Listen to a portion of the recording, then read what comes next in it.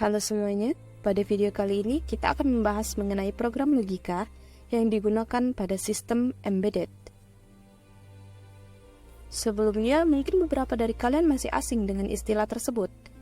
Mari kita ingat lagi, apa yang dimaksud dengan sistem embedded?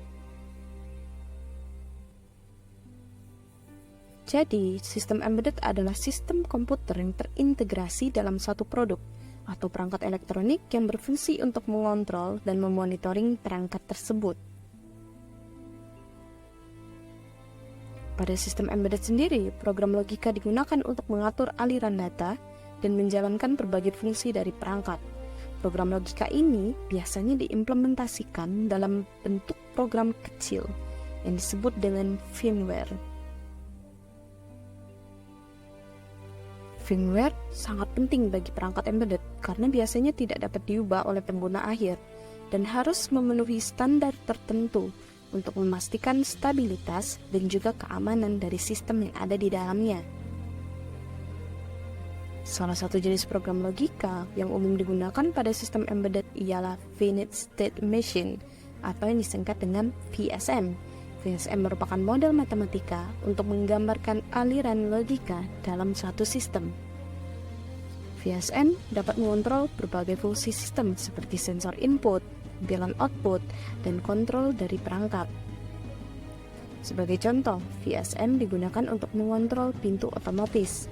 VSM akan menerima input dari sensor dan menentukan status pintu, apakah terbuka atau tertutup. Ketika pintu terbuka, maka program VSM akan mengontrol motor untuk menutup pintu tersebut kembali. VSM terdiri dari serangkaian state atau keadaan yang dapat dipicu oleh input tertentu. Setiap state pada VSM memiliki aksi atau tindakan tertentu yang akan dijalankan ketika state tersebut aktif. Misalnya, pada gambar ilustrasi yang telah kita jelaskan sebelumnya, saat sensor mendeteksi adanya objek di depan pintu tersebut, VSM akan berpindah ke state terbuka dan mengeksekusi aksi untuk membuka pintu.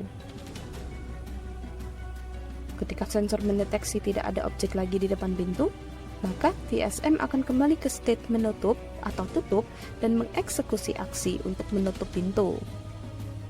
Dalam implementasinya sendiri pada perangkat embedded, VSM dapat diprogram menggunakan bahasa pemrograman khusus seperti VHDL atau Verilog.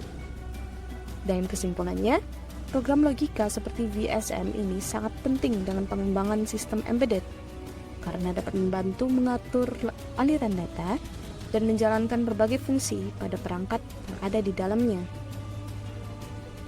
Dalam implementasinya sendiri, VSM sangat cocok karena mudah diprogram dan dapat meningkatkan stabilitas dan juga keamanan dari sistem. Semoga penjelasan ini dapat membantu kalian dalam memahami konsep program logika pada sistem embedded. Terima kasih telah menyimak.